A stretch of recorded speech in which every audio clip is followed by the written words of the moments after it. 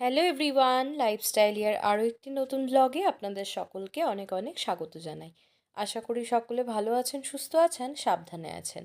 দিনটা ছিল শিবরাত্রির দিন। সকাল সকাল উঠে প্রথমেই ব্যালকনিতে চলে এসেছি, তারপর গাছগুলোতে দেখলাম বেশ কয়েকটা ফুল ফুটেছে। আর শুধু ফুল গাছে ফুলই নয়, লঙ্কা গাছগুলোতেও বেশ কয়েকটা লঙ্কাও হয়েছে। সেগুলো সব তুলে নিয়ে রেখে দিয়ে তারপর স্নান টান করে ফ্রেশ হয়ে চলে এসেছি সোজা ঠাকুর ঘরে। আর এসেই প্রথমে ঠাকুরের আসনের যে কাপড়টা পাতা ছিল সেটাকে তুলে নিয়ে পরিষ্কার করে ফ্রেশ একটা কাপড় পেতে তারপর ঠাকুরগুলো সমস্ত পরিষ্কার করে মুছে নিয়ে আসনে বসিয়ে দিয়েছি। আর এদিকে আমি ফুল, বেলপাতা, পঞ্চামৃত এগুলো সব রেডি করে নিয়েছি, যাতে পুজো দিতে দিতে বারবার উঠে যেতে না হয়। এদিকে এখন ঠাকুরের আসনে ফুল, বেলপাতা সব কিছু দিয়ে সাজিয়ে নিচ্ছি। আর এদিকে পঞ্চামৃত তো আগেই রেডি করে রেখেছিলাম, এখন বাড়ির শিব ঠাকুরকে অভিষেক করে নিয়ে তারপরে আসনে বসিয়ে সাজাবো। আর এই যে আমার ঠাকুরের আসন পুরো সাজানো হয়ে গেছে।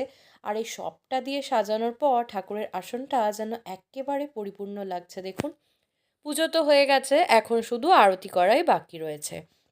সময় এখন বিকেল ওই 5:30 মতো বাজে। চলে এসেছি এখন মন্দিরে পুজো দিতে। আর প্রত্যেকবার আমি যে মন্দিরে পুজো দিতে যাই, এবার আর সেখানে আসেনি। এবার সোসাইটির পিছনেই একটা মন্দির রয়েছে যেখানে হনুমানজি, শিব ঠাকুর সব রয়েছে। তো এখন আমি সেখানেই চলে এসেছি। আর এখন সন্ধে ওই 6:30 মতো বাজে। আমার তো পুজো দেওয়া হয়ে গিয়েছে, এখন যাচ্ছি বাড়ি। আর এখনও পর্যন্ত রোদের কীরকম জোর দেখুন, এখানে তো সন্ধে হতে বেশ অনেকটাই দেরি, তাই এখনও ভালো রোদ রয়েছে। চলে এসেছি বাড়ি, আর বাড়ি ফিরে ফ্রেশ হয়ে এখন ঠাকুরকে সন্ধে দেখিয়ে দিচ্ছি। আর এরপরে যাব রাত্রেবেলা ডিনার বানাতে। আর প্রত্যেকবার তো শিবরাত্রিতে সাবুই খাওয়া হয়, তবে এবার আর সাবু বানাবো না।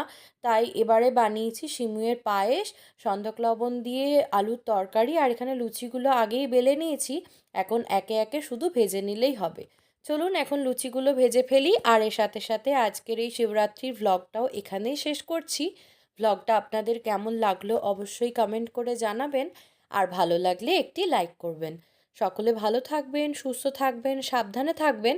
দেখা হচ্ছে আপনাদের সাথে খুব শিগগিরই পরবর্তী একটি সুন্দর ভ্লগ নিয়ে। ততক্ষণের জন্য টাটা।